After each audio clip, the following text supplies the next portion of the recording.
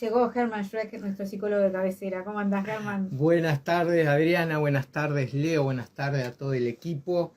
Bien, muy contento y muy feliz de, hoy hablar de algo que me involucra directamente, que tiene que ver con mi oficio, ¿no? Claro. Con la terapia. Si bien todos los temas siempre me han involucrado, pero bueno, me parecía bueno empezar a hablar de esto que yo hago y que tantos colegas también nos dedicamos como la terapia, de un lado y del otro, ¿no? Porque en mi caso, tanto como terapeuta, en un oficio que ya va a ser como 30 años que ejerzo, y también como paciente del otro lado, Claro. ¿no? Más años todavía tengo de paciente que de terapeuta, y preguntas que nos hacemos todos, por ejemplo esto, ¿no? A ver, yo tengo que ir antes de que me ocurran los problemas, tengo que ir durante... Los psicólogos están todos locos, hay que creer en los psicólogos. Bueno, en una época, ¿no? era como una frase común, ¿verdad? Era totalmente, Sí. totalmente. Se Y que a veces manejaban. tienen razón. O sea, Depende, Si vivís en este planeta, seguro que algo, ser ¿no? psicólogo Alguna no- rotura tenés. tal cual. Ser psicólogo no te salva de nada, ¿no? Y sí por ahí poder empezar a humanizar mucho más una profesión que a veces es blanco de mucha proyección, ¿no? Me acuerdo hace unos años una mujer ahí conversando así me decía, pero vos sos psicólogo, entonces en temas de pareja la debes de tener re clara.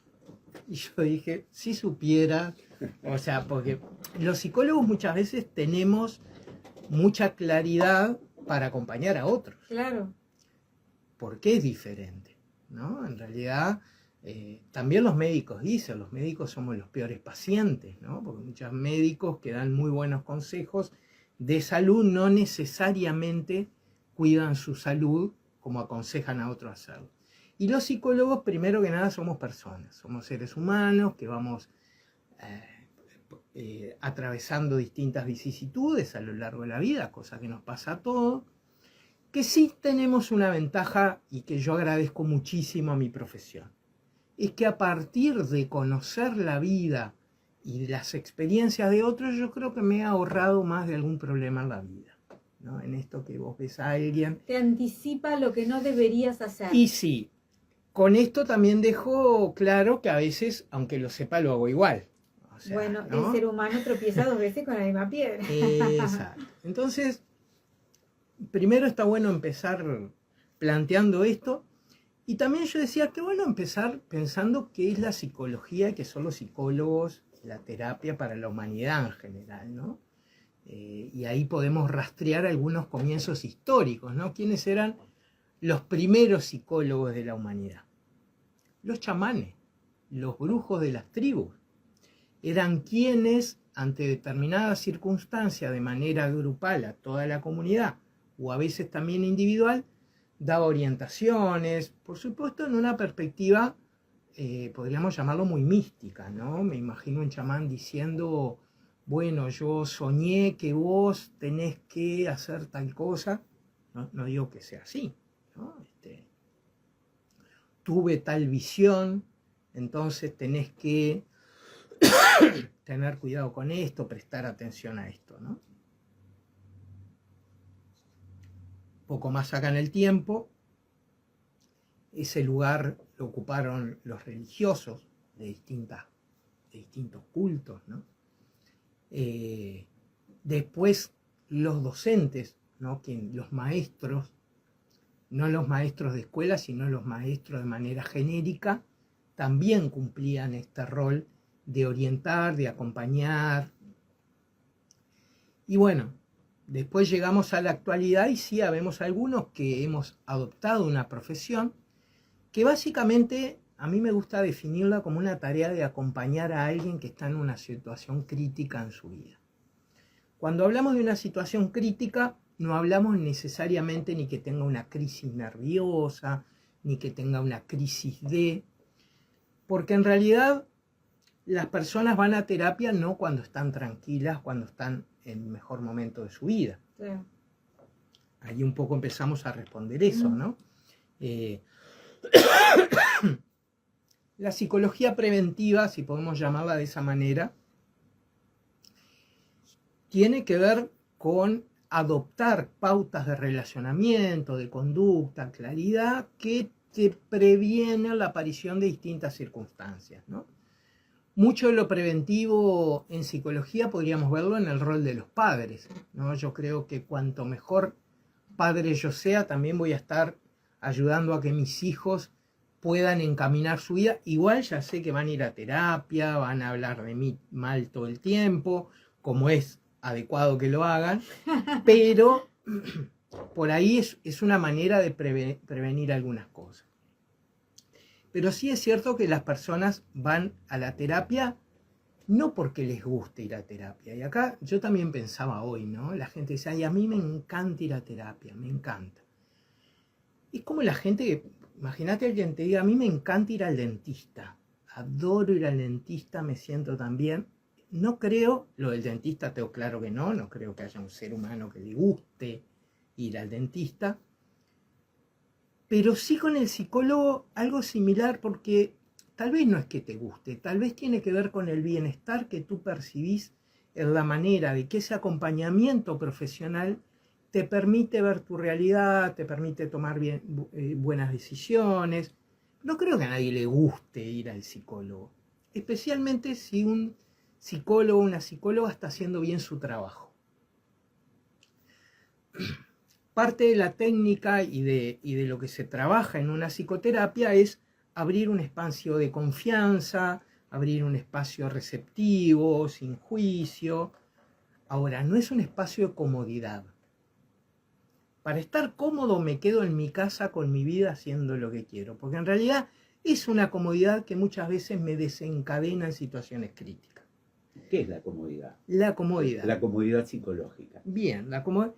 Viste que hablan de la zona de confort, ¿no? Sí. Sí. Que está todo bien con la zona de confort. Yo soy de las personas que también valoro esa zona de confort donde yo estoy tranquilo, donde no me exijo hacer cambios, donde no me exijo darme cuenta de nada, que por un rato me tiene cómodo, pero lo que no me permite es tomar conciencia de todo lo que está pasando a mi alrededor y todo lo que yo podría hacer para que el resultado del alrededor sea mejor. O sea, para mí la comodidad en psicología, por un lado tiene algo muy parecido a la paz y por otro lado se parece a la negligencia, ¿no? Y ahí siempre me acuerdo de un dicho muy uruguayo, estoy mal pero acostumbrado. Y sí, hay personas que no están teniendo una buena vida para ellos, no desde una evaluación externa, ¿no? Y no, yo la verdad estoy en un matrimonio que no me gusta, no me siento bien, no me siento enamorado de mi pareja, tenemos conflicto a cada rato, pero estoy bien, te dicen, pero estoy bien. Es como el consuelo. Exacto, pero estoy bien. Bueno, y ahí Lo que estás acostumbrado. Lo que estás es acostumbrado. muchas veces en la intervención terapéutica definí bien, porque lo que vos estás definiendo para mí no tiene nada de bueno, ¿no? Yo estoy cómodo en esta Está relación. acostumbrado. Para mi gusto es acostumbrado. Yo siempre le digo, yo estoy cómodo en mi sillón con las patas arriba de una silla mirando la tele. Eso es una definición de comodidad. Ahora, esto que vos estás viviendo es lo más incómodo que yo he visto, ¿no? Está bueno poder pensar, a ver, primero, sí, ir a terapia no es lindo. No es lindo. Igual que ir al dentista. Igual que ir al gimnasio. Acá me voy a pelear con todos los gimnastas, ¿no? Los fitness. Y una vuelta una amiga me lo definió muy bien. Me dice, a mí no me gusta ir al gimnasio, pero me gusta cómo me siento después que me ducho. Y eso para mí fue un punto de claridad muy alto. Y lo mismo con la terapia, ¿no? Ahora, ¿qué es lo que me puede invitar o me puede indicar que estoy en un momento de hacer terapia? Primero, sentir ansiedad y angustia frecuente. Y fíjate que acá no habla de tristeza. Porque no es que cuando estoy triste tengo que ir al psicólogo, ¿no? O cuando estoy un poco nervioso, sino que estamos hablando de trastornos mucho más profundos, que son en general la puerta de entrada a decisiones muy malas. La ansiedad y la angustia. Momentos donde o yo siento que no puedo hacer nada, que no me puedo levantar de la cama, que no no tengo ganas de nada, que todo está mal y que a algunas personas las puede llevar hasta a tomar conductas que atenten contra su propia vida, o la ansiedad, que a veces son las dos caras de una misma moneda, ¿no? La ansiedad que es, tengo que hacer, me tengo que separar, me tengo que juntar, ya lo tengo que llamar, le tengo que decir para ser pareja, bueno, no, ahora tengo que cortar la pareja. Tu cabeza es como una agenda, ¿viste? Está con todo el tiempo, todo lo que tenés que hacer, Todo. o lo que no tenés que hacer. Perdón la palabra, pero qué odio me da que me pase eso de madrugada, ¿no? Es como que se te va un tiempo de calidad, de descanso, y estás como con todo, estás como orbitando en todos los problemas. Y a mí hay una manera, porque conozco la ansiedad y la conozco de adentro también, hay una manera en la que me gusta describir la ansiedad, ¿no? Que la ansiedad es una manera de correr para que yo mismo no me alcance. Correr para que yo mismo no me alcance. Claro, porque cuando yo me conecto conmigo, cuando yo tal vez me despierto en la mañana, al primero que me encuentro es a mí. Tal vez tengo a alguien más en la cama, pero indefectiblemente con quien primero hago contacto es conmigo mismo. Y depende cómo sea ese contacto, es la experiencia que voy a tener, ¿no? Porque, por ejemplo, si me pasó algo feo el día anterior y siento que tendría que haber hecho, es lo primero con lo que voy a contactar. Y como no me va a gustar contactar con eso, enseguida mi mente me va a disparar esto, tengo que hacer esto. La ansiedad para mí es una manera de evitarme, ¿no? Bueno, no quiero ampliarme en temas que no eran para hoy, ¿no? Otro motivo por el cual está bueno consultar es cuando hay una tristeza prolongada, y esto es importante, ¿no? No es cuando estoy triste por algo, todos tenemos bajones, tristeza, sino cuando vemos que eso se prolonga, eso es largo y sobre todo se acompaña por una sensación de vacío existencial. Me es difícil expresarlo con palabras, pero tal vez todos podemos recordar alguna situación de esa, donde, bueno, capaz ahí sí es un buen momento para consultar. Una de las cosas que me enseñaron en Facultad de Psicología es que hay dos cuestiones a las cuales hay que prestarle atención inmediatamente. Es el sueño y el apetito. Si hace muchos días que yo no logro conciliar el sueño, si estoy con insomnio, si no descanso bien, no vivo bien. Entonces, muchas veces la consulta tiene que ver con ordenar esas dos funciones basales. El sueño y el apetito también, no necesariamente porque estemos frente a un trastorno de alimentación, que también podría ser, sino porque, bueno, es fundamental para cualquier organismo el descanso y la alimentación, ¿sí? El clásico de las consultas a la terapia tiene que ver con las relaciones, con los vínculos. No porque muchas veces el problema sea el vínculo, sino porque en los vínculos expresamos nuestra conflictiva interna. Entonces la mayoría de las personas vienen porque tienen problemas con alguien más. Es muy difícil que alguien tenga la claridad de decir, no, sabes que hoy me desperté conmigo mismo y me doy cuenta que conmigo no estoy teniendo una buena relación. No, eso no ocurre en general. Sí es, mira, tengo problemas con mi pareja, tengo problemas con mis hijos, tengo problemas con mi jefe, ¿no? En general la consulta deviene más por cuestiones en relaciones donde hay poder, ¿no? Personas significativas, no aguanto más a mi madre, no aguanto más a mi padre. Y a veces también, y eso también tiene que ver con mi mayor trabajo, el vínculo con sustancias, el vínculo con algunas conductas. En los últimos años especialmente me he especializado mucho en vínculos de dependencia en general. Ayer terminé un curso con psicoterapeutas rusos sobre límites y manipulación a los vínculos. Y en general es donde tenemos más problemas, ¿no? En el relacionamiento con otros, que parte del relacionamiento con nosotros mismos. Alguna vez hablaremos de eso también. Otro motivo de consulta tiene que ver con pérdidas o duelos no elaborados. La pérdida de un ser querido, la pérdida de un puesto laboral, perder el laburo, naturalmente genera tristeza. Entonces el problema no es que yo me pongo triste porque alguien se muera. Es cuando no le encuentro la vuelta para seguir mi vida aún en esos cambios. Y ese duelo no solo ocurre en estas situaciones que fácilmente podemos identificar como pérdidas. Yo he trabajado con personas que están en duelo porque tuvieron un hijo, ¿no? Que están en duelo porque se casaron, ¿no? Y uno dice, pero ¿cómo es una pérdida? Las dos. Implica pérdidas, implica cambios, implica tu vida cambia. Y a veces, si bien en estos dos casos tenemos todo un tiempo de irnos acercando a eso, y podemos también reconocer la parte alegre y luminosa de estas dos experiencias, diferente a la pérdida de un ser querido, que puede ser abrupta y que claramente no le vamos a encontrar nada bueno a que esta persona se haya muerto, aún en esos otros casos, también hay un proceso de duelo que a veces no se elabora adecuadamente. Pero también hay algo que siempre lo tengo en cuenta cuando llega una persona. Son los duelos por las crisis vitales, por las crisis vitales, ¿no?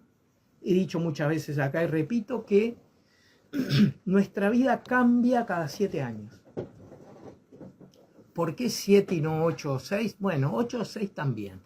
Pero es un periodo de tiempo, alrededor de los 7 años, donde todos cambiamos. Cambia no solamente nuestro cuerpo, a veces con mayor o menor, de manera más o menos drástica, pero también cambia nuestra manera de ver el mundo, cambian nuestros gustos, y eso requiere una acomodación, ¿no? Cuando llegan parejas con conflictos, lo primero que le pregunto es cuánto hace que están juntos.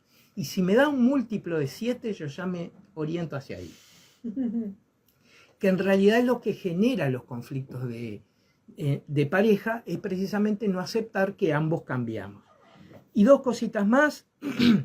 La irritabilidad o explosiones emocionales, eso también lleva a la gente a la terapia.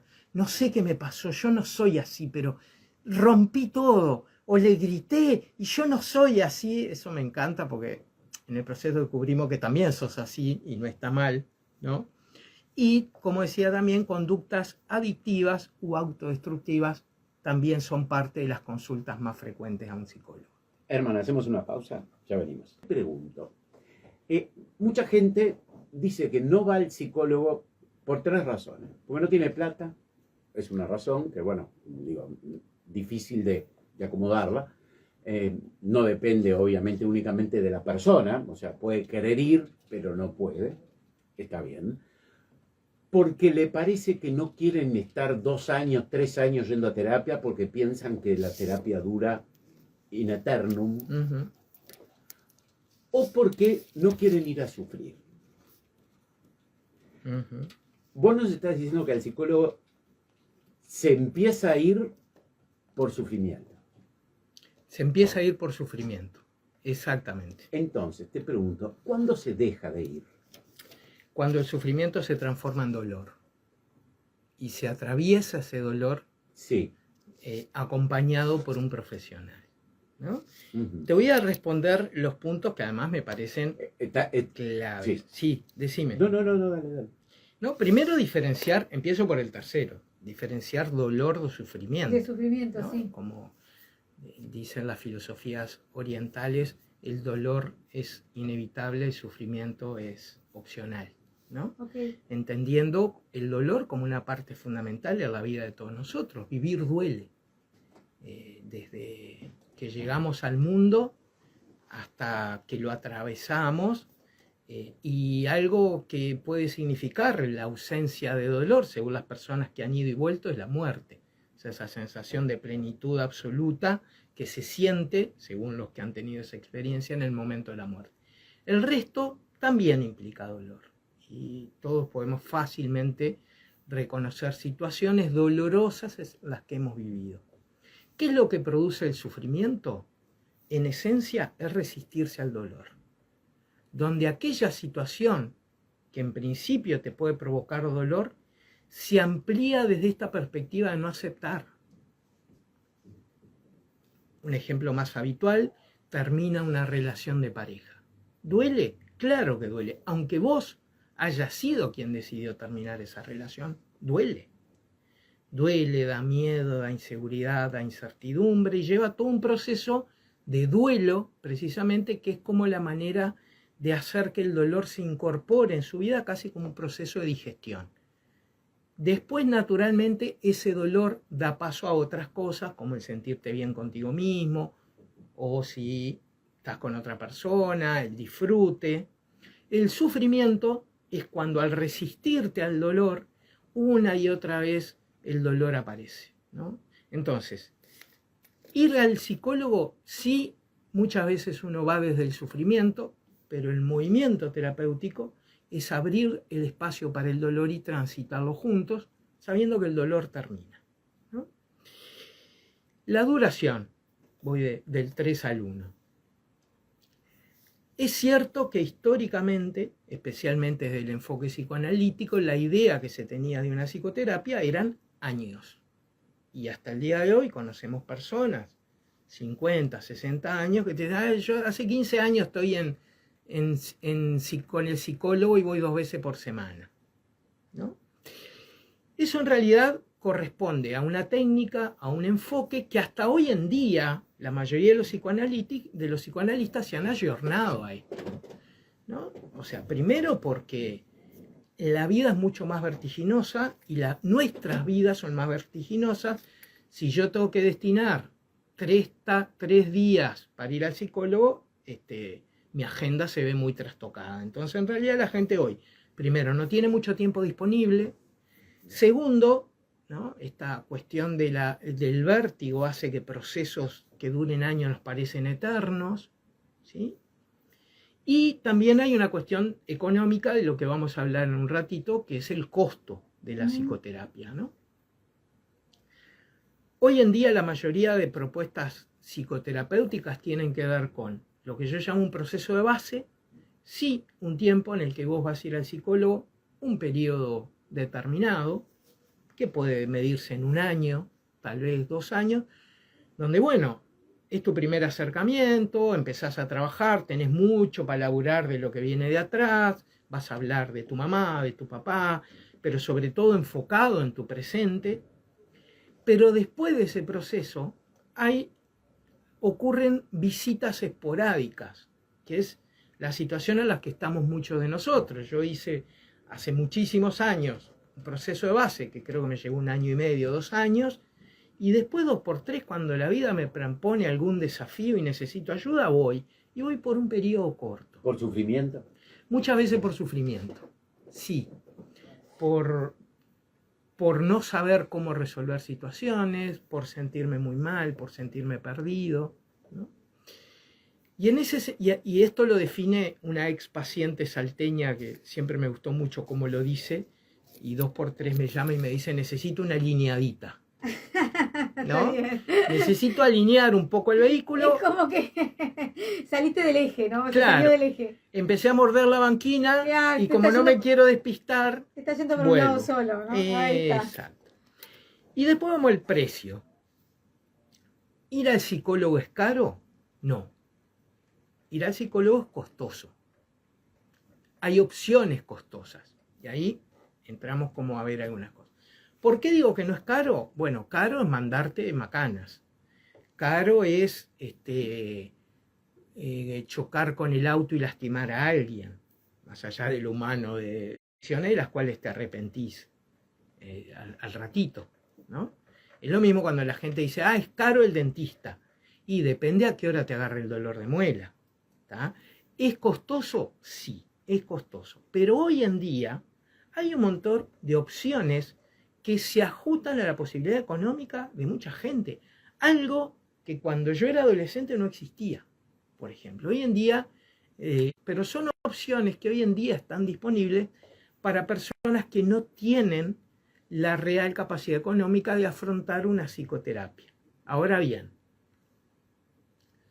¿los gimnasios son caros? Sí, para mí son carísimos, pues yo no tengo ganas de ir. O sea, yo, es cierto, necesitaría ir. Pero aquello que implique un costo de algo que vos hoy sentís que no es una necesidad, siempre va a ser caro. ¿Se entiende el concepto? Sí, sí, sí. ¿No? Y esto es lo mismo, y ahí ya respondo la pregunta que dejé en la consigna en mis redes, gracias a todos los que respondieron ahí, si todos tienen que ir a psicoterapia. No, no todas las personas tienen que ir a psicoterapia. Seguramente la mayoría de nosotros decía, pero fulano tendría que ir, mengano tendría que ir, mi pareja tendría que ir, mis padres tendría que ir. Y no, en realidad ir a psicoterapia no parte de una obligación.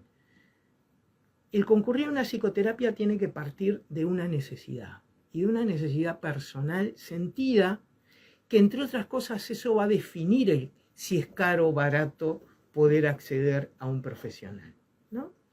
Porque sí, hay momentos en mi vida donde ir a psicoterapia es carísimo. ¿Por qué? Porque no la necesito, siento que no la necesito. Y es válido también eso. No todas las personas están en el momento de hacer una psicoterapia. No todas las personas están en el momento de dejar de mentirse a sí mismas y buscar a alguien que le muestre algo diferente a lo que piensan. Ahí siempre me acuerdo de las personas que encuentro y me dicen, yo hago autoanálisis.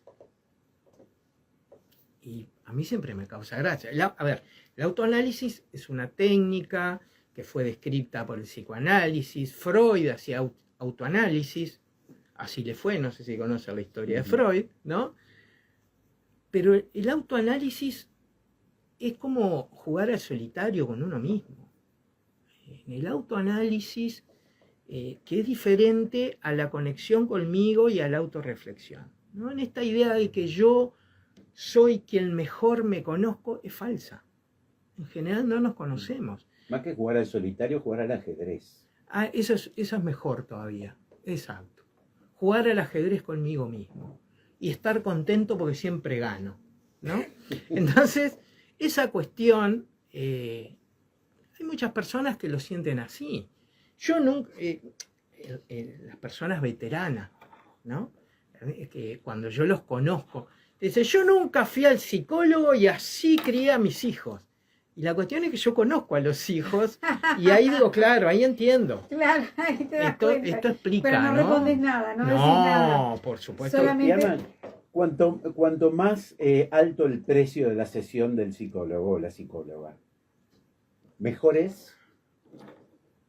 Es mejor ir a terapia con alguien que me cobre 5.000 pesos la sesión que con alguien que me cobre 2.000. A ver, no, de principio, primero que no hay mejor y no el que cobra más es el que sabe más o el que me va a poder ayudar más. ¿Cómo se elige además? Ahí Cuando va. uno no sabe la manera de trabajar del profesional, ¿no? Perfecto. 5 puntos. A ¿Cómo ver. elegimos el psicólogo? Sí, Lo del precio. lo del precio. ¿Cuál es la diferencia? Primero hay que tener en cuenta lo que implica ser un profesional de esto. Entonces, ayer lo hablábamos con mis alumnos rusos, que cuando yo defino una tarifa o un arancel, tenemos en Uruguay una coordinadora de psicólogos que a nivel nacional genera un valor de referencia, pero sabemos que los psicólogos tenemos la posibilidad de cobrar lo que quiera, ¿no? Pero sí tener claro que lo que un psicólogo cobra no lo cobra solo por el tiempo de terapia. Esto para mí es importante haberlo entendido para poderlo transmitir. Yo a mis pacientes no les cobro por los 45 minutos que están hablando conmigo. Les cobro para estar tranquilo de que estoy con las cuentas al día. Le cobro para poder tomarme vacaciones. Le cobro para alimentarme bien, es cierto, a veces en exceso, pero le cobro para poder tener resuelto un montón de cuestiones básicas en mi vida, porque a nadie le sirve un psicólogo estresado. Imagínate, vas a terapia con un psicólogo que por cobrar poco no tiene la capacidad económica de solventar sus cuentas. Y está en el medio de la sesión y viene el auto y le corta la luz. ¿Se entiende esto? Seguro. Pero además, agrego esto Sí. más. La psicoterapia es un trabajo de alta demanda emocional, ¿sí?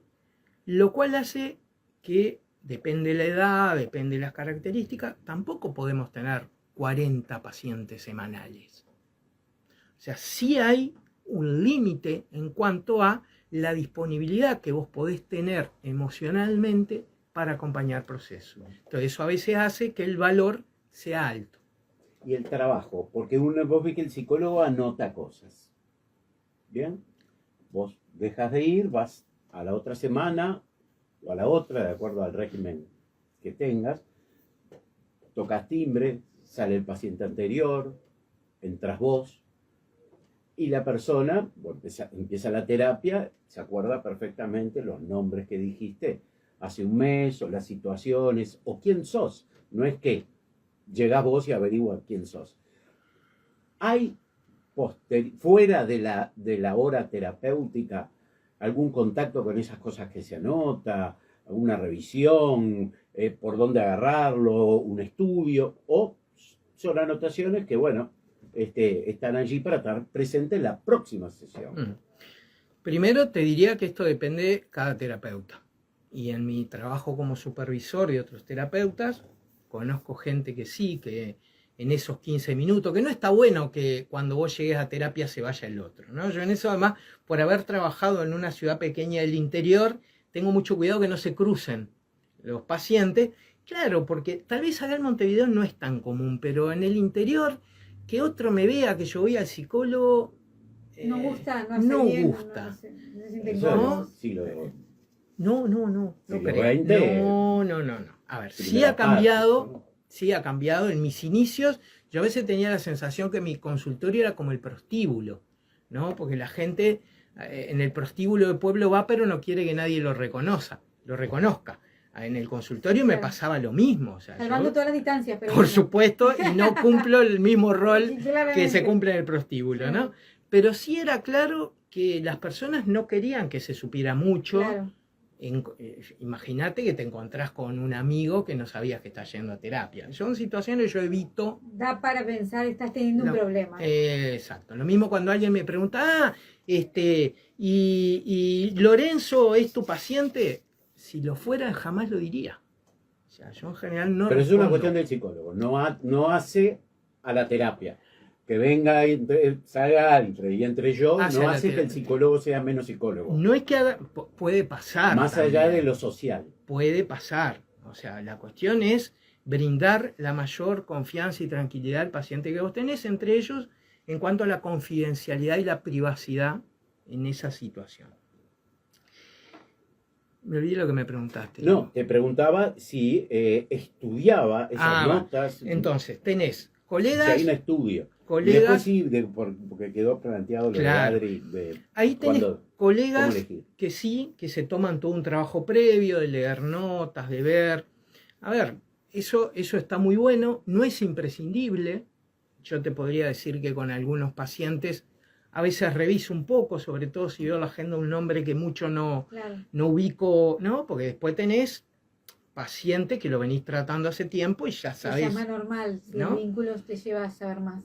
Pero el enfoque, especialmente del que yo trabajo, tiene un anclaje muy importante en el aquí y ahora. La terapia Gestalt hace que casi siempre mi primera pregunta es ¿cómo estás?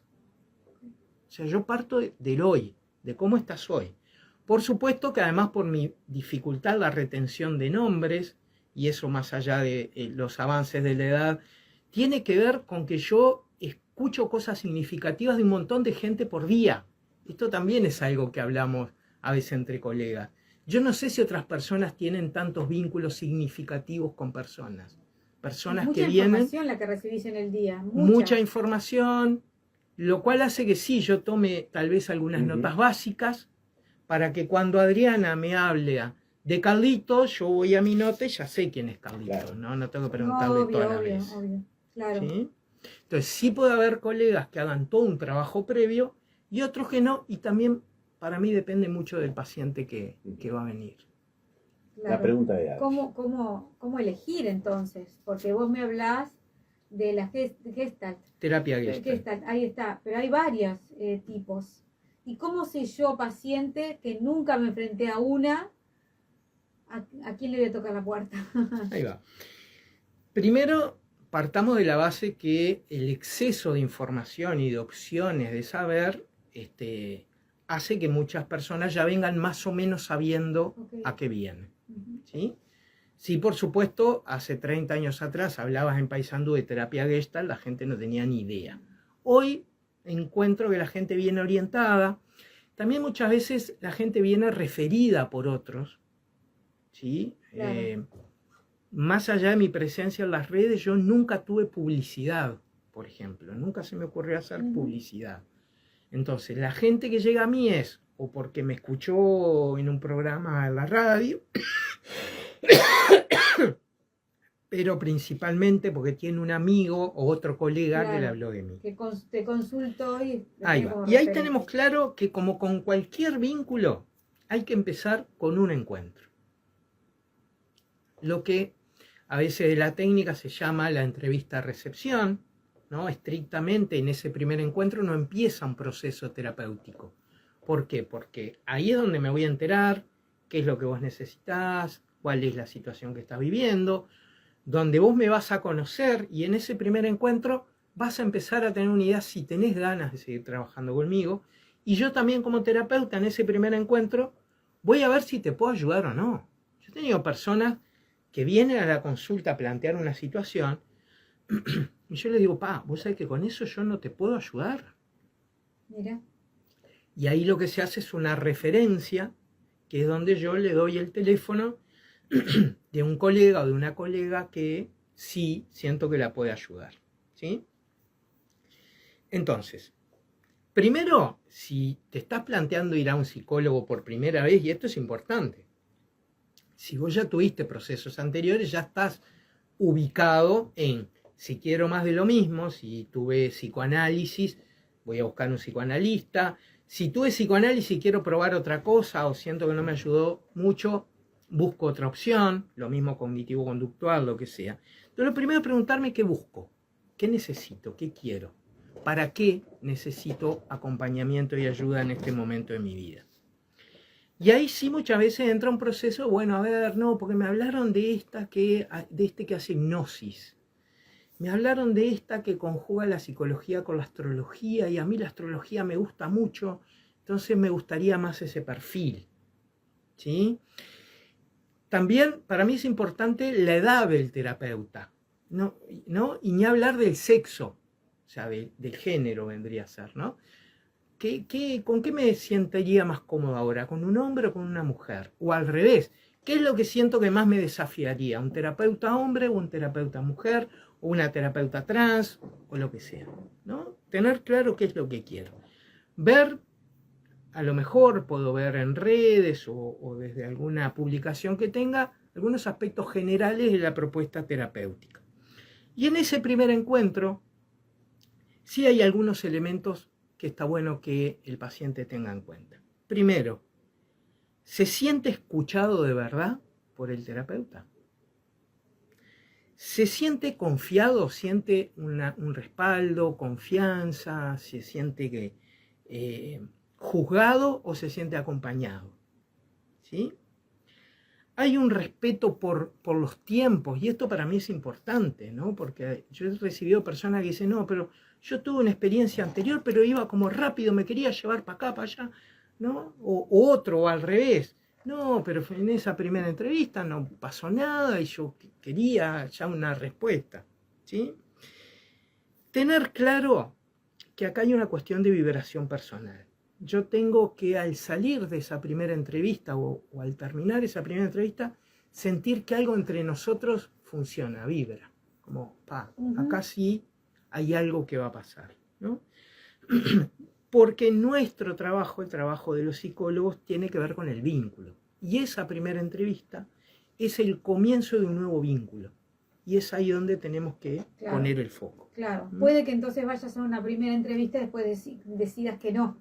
Pues no vas a hacer tratamiento con ese profesional. Por algún motivo no estás cómodo. O por el profesional, o porque no es mi momento, o porque alguna cosa básica que el profesional me dijo no me gustó. Y está muy bien respetar eso. Claro. Si no es tu momento, no es tu momento. Sí, además, si no te no completa tus expectativas, digamos, si no cubre tus expectativas, supongo que debe ser difícil que después el profesional logre que el paciente se abra lo suficiente como para poder, ¿no?, bucear un poco en las profundidades de lo que le esté pasando. Exacto, Adriana. Debe ser así. Lo que sí está bueno es entender que el profesional no es quien abre al cliente, Ok, ¿no? El profesional brinda un vínculo y un espacio de seguridad donde el paciente puede o no abrirse, puede o no Claro. confiar. Y bueno, también yo tengo personas que han venido a una consulta, se han ido y capaz un año después vuelven, claro, ¿no? claro, claro. Por suerte hoy tenemos una oferta, posibilidades muy amplias, y sí está bueno cuidar realmente si con esta persona yo me voy a sentir bien, confiado, no cómodo. Esto lo hablamos antes de empezar, ¿no? Cuando un paciente Sí. se siente cómodo en terapia es porque la terapia no está funcionando, pero sí sentirme que en este espacio yo puedo crecer y recibir la ayuda y el acompañamiento que necesito. Herman, muchísimas gracias. Seguimos la próxima. Seguimos Podemos la hablar próxima. de por qué de 1000 estudiantes de psicología ahora hay 3000. ¿Cómo no? Esa es una muy buena pregunta. ¿Qué es ¿Cómo lo no? que, cuál es la necesidad? ¿Cómo no? Gracias, Herman. Hasta la Gracias. próxima. Un abrazo, que pasen bien.